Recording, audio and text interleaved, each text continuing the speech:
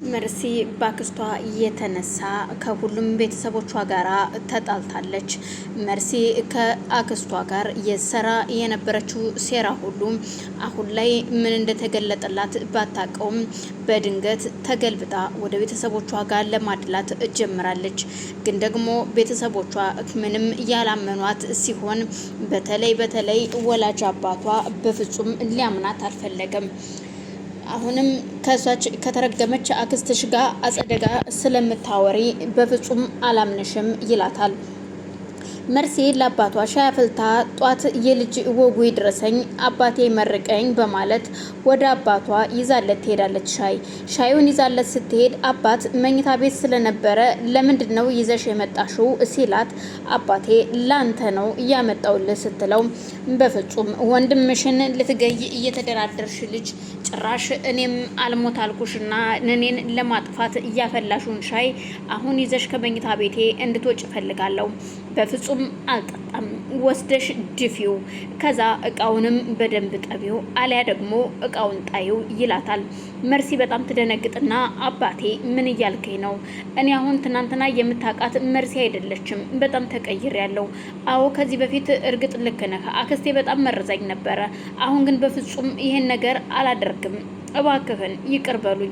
ወንድሜ እኮ ይቅርታ አድርጎልኛል አባቴ፣ ለምንድን ነው የማትረዱኝ ብትለውም አባት በስልክ ስታወራ እየሰማት ድንገት አጸደ ስልክ ደውላላት ስታወራ አሁን የእውነት አስመስዬ የውሸት ካንቺ ጋራ መመሳጠር ይኖርብኛል። ከጀርባ እያንዳንዱ የምትሰሪውን ሴራ ማወቅ እችላለሁ ማለት ነው።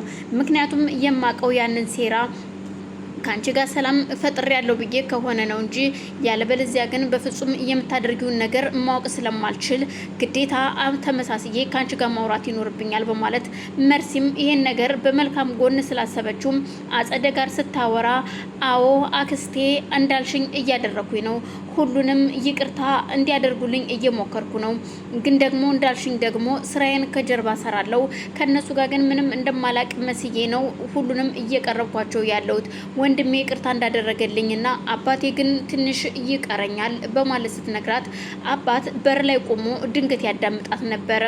ስለዚህ መርሲ ተለውጫለሁ ተቀይሬያለሁ አለች እንጂ በፍጹም እንዳልተቀየረችና እንዳልተለወጠች በውስጡ ይይዝና ይቺ የተረገመች ልጅ ከዚህ ቤት መውጣት ይኖርባታል እንዳክስቷ በማለት ይወስንና ወደ ምግባቸው ይሄዳሉ። ወደ ምግቡ ከሄዱ በኋላ መርሲ እንድትመጣና አብረው እንዲበሉ ሀብል ከጠራቻት በኋላ መርሲም ምግቡን አብረው ለመቋደስ ወደ ጠረጴዛ ትመጣለች። እናም አባዬ እና ይቅርታ አድርገልኛል ወይ ስትለው በፍጹም ይቅርታ አላደርግልሽም። ምንድነው ካንቺ ጋራ ምግብ መብላት አልፈልግም፣ ከዚህ ውጭ አንቺን ማየት አልፈልግም፣ ቤቱን ለቀሽ እንድትወጭ ፈልጋለሁ ሲላት መርሲ ትደነግጣለች። አባቴ ግን ምንድነው አባባ ከተረጋጋ ቢለውም እዝራ በፍጹም ስታወራ የሰማችውን ሁሉ እያንዳንዱ ሰምቻታለሁኝ። እናም የእውነት እሷ ልትገለን ነው፣ ምግብ እሷ የሰራችው ከሆነ በፍጹም ማናችሁም እንዳትበሉ ሲል ይናገራል። እዝራም ሆነ ሀብል ይደነግጡና ምን እየተካሄደ ነው ግን ስትል አዎ ማንም ሰው እንዳይበላ እቺ እስቲል አሁንም ድረስ እኛን ለመጨረስ ቆርጣ እየተነሳች ነች። ከዚህ በኋላ ይህን ቤት ለቀሽ እንድትሄጅ አይንሽን ማየት አልፈልግም በማለት በጥፊ ሲመታት መርሲ ትደነግጣለች። አዎ የእናቴ ገንዘብ አይደለም እምትይው፣ በውጭ ሁኝና በውጭ ሰጥሻለሁ የእናትሽን ገንዘብ፣ እዛችሁ አክስትሽን ተከትለሽ ገደል መግባት ትችያለሽ። ከዚህ በኋላ ምንም ነገር መናገር አልፈልግም፣ አርፈሽ ወደዛው ሂጂ ወደ አክስትሽ፣ ቤቴን አሁኑኑ ለቀሽ ውጭልኝ በማለት ሲናገራት መርሲ በድንጋጤ ወደ መኝታ ቤቷ እየተንደረደረች ትሄዳለች። እናም አባት ለእዝራ ሲነግረው ከዛች ከተረገመች አክስቷ ጋራ እየሰሩ እንደሆነ አሁንም በስልክ ስታወራ ሰምቻታለሁኝ። ለዛ ነው የቆረጥኩባት እየጨከንኩባት ወድጄ እንዳይመስላችሁ ሲል ይናገራል። እዝራም በጣም ይደነግጥና አሁንስ የእውነት እኔ ማመን ከበደኝ፣ ማንን ማመን እንዳለብኝ አላቅም ሲል ይናገራል። እናም በድንገት ስልክ ይደወልለትና እሱም ወደ ቢኒያም እህት ወደ ሆስፒታል መሄድ ስለነበረበት ተነስቶ ይሄዳል። ሁሉም ግራ ተጋብተው አባትና ሀብል ቁጭ ብለው እየተወያዩ ያለ ቆይኔ ግን የመርሲ ነገር መጨረሻው በጣም እየናፈቀኝ ነው፣ ቆይች ልጅ ግን ምን እየሆነች ነው ስትለው አባት ከዚህ በኋላ የኔ ልጅ እሷን እርሻት አታስፈልግም። ምክንያቱም እኔ በጆሮዬ ነው የሰማሁት። ከዛች ከተረገመች ጋራ ስታወራ ሰምቻታለሁኝ። እናም አብረው እየሰሩ ነው። ልጄን ሊገሉ የተነሱ ለእኔ የምትመለስ አይመስለኝም። ስለዚህ ሁላችሁም ተጠንቀቁ። እሷ የምትሰራውን ነገር እንዳትጠቀሙም፣ ኩሽናም እንድትገባ አልፈቅድላትም ከዚህ በኋላ ሲል ይናገራል። ሀብል ግራ ተጋብታ እስኪ ለማንኛውም አሁን መሄድ ይኖርብኛል ልሂድና እስኪ ልያት ስትለው በፍጹም ማየት አይጠበቅብሽም። ምን ትሆናለች? በር ዘግታ ነው የምታለቅሰው። አይ ጋሼ በጣም ግራ የሚያጋባ ነገር ነው። ሰሞኑን ልክ አይደለችም። በር ዘግታ ማልቀስ አብዝታለች። እናም ሂጄ ማየት ይኖርብኛል በማለት ሀብል ተነስታ እያነከሰችን ቢሆን ፎቁን ወጥታ ክፍሏ ስትሄድ መርሲ መድኃኒት ጠጥታ ራሷን ስታወድቃ እያዳፈቀች ነበረ። ልክ እንዳየቻት ለመጮህ እየተዘጋጀች በዛን መሀል ሀብል ወላጅ እናት ሀብልን ሆስፒታል ለመውሰድ ትመጣለች።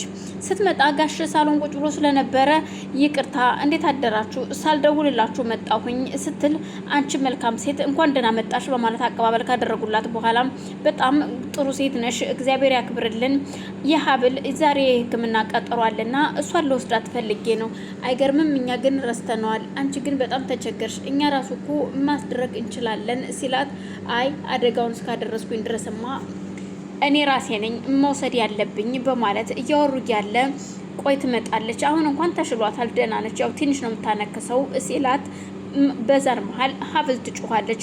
የጩኸት ድምጽ ሲሰሙ ሁለቱም ወደ ላይ ተነስተው ይሄዳሉ። ወደ ላይ ወደ ፎቅ እየሮጡ ሲሄዱ ያዩት ነገር ግራ የሚያጋባ ነበርና ሀብል መራመድ ባትችልም እናቷ ደግፋ ወደታች ደረጃውን ታወርዳታለች። ጋሸም ልጁን አቅፎ ወደ መኪና ይወስዷትና ወደ ሆስፒታል ነበር የወሰዷት። ቀጥታ ሆስፒታል እንደወሰዷት ለመታጠብ ወደ ሆስፒታል መርሲን ካስገቧት በኋላ እነሱ ውጭ ነበሩ። እዚህ ጋር መነን የዲኤንኤ ምርመራ ይደረጋል ብላ ስለተናገረች አሁን ላይ ከአጸደ ጋራ ጓደኝነት ስለጀመሩ እያማከርቻት ስለነበር አጸደም አሁን ቦርሳውን ይዛው ስለወጣች መቀየር አልችልም ጸጉሩን የዝች የልጇን ጸጉር የኩኩሻ ጸጉር አድርጌ ለማስቀባት ሞክሬ ነበረ፣ ግን በፍጹም የማይሆን ነው። ይኸው ወታለች ስትላት ግድ የለሽም ቦርሳዋን እንዲቀሟትና ያንን የሰጠሽ ያንቺን የዲኤንኤ ጸጉር ከልጅቷ ላይ የወሰድሽውን እነሱ እንዲያስገቡላት እናደርጋለን፣ ከዛ ቦርሳዋ ይመለሳል ትላታለች። እንግዲያውስ ያንቺ መላ ይሻላል በማለት አጸደና መነን ቁጭ ብለው እየተወያዩ ያለ